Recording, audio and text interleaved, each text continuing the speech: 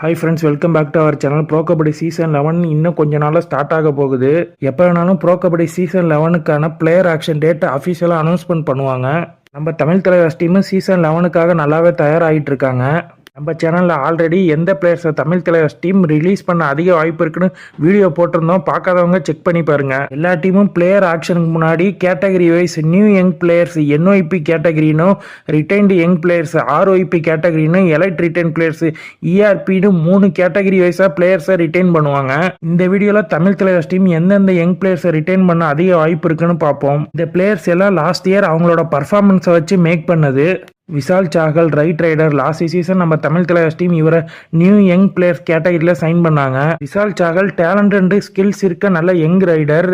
Last year season ஸ்டார்டிங்கில் இவருக்கு Tamil Thalaivas team வாய்ப்பு கொடுக்கல. நம்ம டீமில் நரேந்தர் கண்டோலா, அஜயங்கா பவர் 2 பேருமே லெஃப்ட் ரைடர். ஸோ ரைட் ரைடராக இருக்க விஷால் சாகரை சீசன் ஸ்டார்டிங்கில் நம்ம தமிழ் தலைவாஸ் டீம் யூஸ் பண்ணியிருக்கலாம், பண்ணாமல் விட்டாங்க. விஷால் சாகல் சீசன் முடிகிறப்ப கிடைச்ச சான்ஸை பயன்படுத்திக்கிட்டு அவரை ப்ரூவ் பண்ணி காட்டியிருக்காரு. விஷால் சாகல் சீசன் 10ல் டோட்டலாக 10 மேட்சஸ் ப்ளே பண்ணி 35 பாயிண்ட் எடுத்தார். அதில் ஒரு சூப்பர் 10, 2 சூப்பர் ரைடு இருந்துச்சு.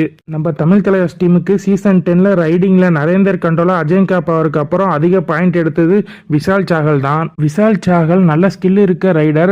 நம்ம கோச்சஸ் இவரை கைட் பண்ணி கொஞ்சம் மிஸ்டேக்ஸை குறைச்சிக்கிட்டா ஃபியூச்சரில் இன்னும் பெட்டர் ரைடராக வருவார்.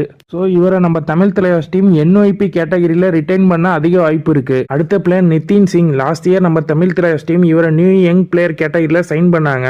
நிதின் சிங் ஸ்கில் இருக்க யங் ரைடர். தமிழ் தலைவாஸ் டீமுக்காக லாஸ்ட் இயர் சீசன் ஸ்டார்டிங்கில் நல்லா பர்ஃபார்மன்ஸ் பண்ணாரு. போக போக இவரோட பர்ஃபார்மன்ஸ் குறைஞ்சிருச்சு. ஆப்போனன்ட் டீம் 6-7 பேர் மேட்ல இருக்கப்ப பாயிண்ட் கொஞ்சம் ஈஸியாக எடுக்கலாம். ஆப்போனன்ட் டீம் 5 பேர் இருக்கிறப்ப டீப்பா ரைடு போய் தான் பாயிண்ட் எடுக்க முடியும். அப்படி ஆப்போனன்ட் டீம் 5 பேர் மேட்ல இருக்க சிச்சுவேஷன்ல நரேந்தர் கண்டோலா, அஜயங்கா பவர் ஃபெயில் ஆனப்ப நிதின் சிங் பாயிண்ட் எடுத்து ஆப்போனன்ட் டீம் ஆல் அவுட்டுக்கு புஷ் பண்ணாரு. நிதின் சிங் தமிழ் தலைவாஸ் டீமுக்காக சீசன் 10ல் 9 மேட்சஸ் பிளே பண்ணி 23 பாயிண்ட் எடுத்திருக்காரு. தமிழ் தலைவாஸ் டீம் இவரை NYP கேட்டகரியில் ரிட்டைன் பண்ண அதிக வாய்ப்பு இருக்கு. அடுத்த player Nitish Kumar, defender. Last year Tamil Thalaivas team இவரை நியூ யங் பிளேயர் கேட்டகரியில் சைன் பண்ணாங்க. Nitish Kumar left corner defender. Sahil Gulia தான் நிறைய மேட்சஸ் லெஃப்ட் கார்னர் பொசிஷன்ல பிளே பண்ணாரு. ஸோ நிதிஷ்குமாருக்கு நிறைய வாய்ப்பு கிடைக்கல. தமிழ் தலைவாஸ் டீம் இவரை மோஸ்ட்லி சப்ஸ்டியூட்ல தான் யூஸ் பண்ணாங்க.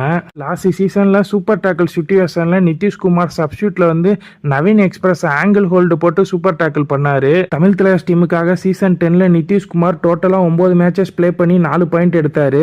நிறைய மேட்சஸ் சப்ஸ்டியூட்ல கொஞ்சம் மினிட்ஸ் தான் மேட்ல பிளே பண்ணாரு. இந்த சீசனுக்கும் தமிழ் தலைவாஸ் டீம் இவரை NYP கேட்டகரியில ரிட்டைன் பண்ண அதிக வாய்ப்பு இருக்கு.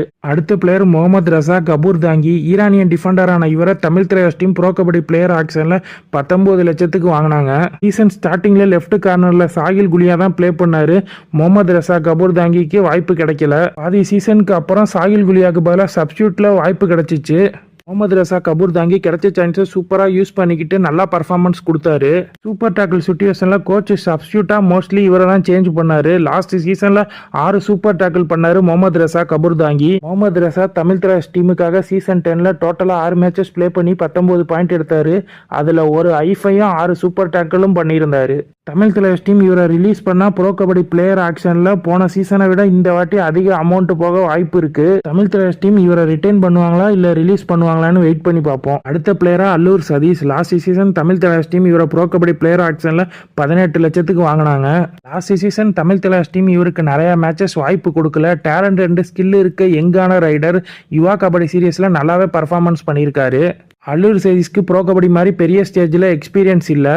நமக்கு கிடைச்ச வாய்ப்பில் பாயிண்ட் எடுத்தாதான் நெக்ஸ்ட் மேட்ச் வாய்ப்பு கிடைக்குன்னு ப்ரெஷரில் சரியாக ப்ளே பண்ண முடியல. அல்லூர் சதீஷா 6-7 பேர் ஆப்போனன்ட் டீம் மேட்ல இருக்கப்ப மோஸ்ட்லி ரைடு போகல. 5 பேர் இருக்கப்ப தான் ரைடு போனாரு. 5 பேர் டிஃபென்ஸ் இருக்கப்ப ரைடரால பாயிண்ட் எடுக்கிறது கஷ்டம்.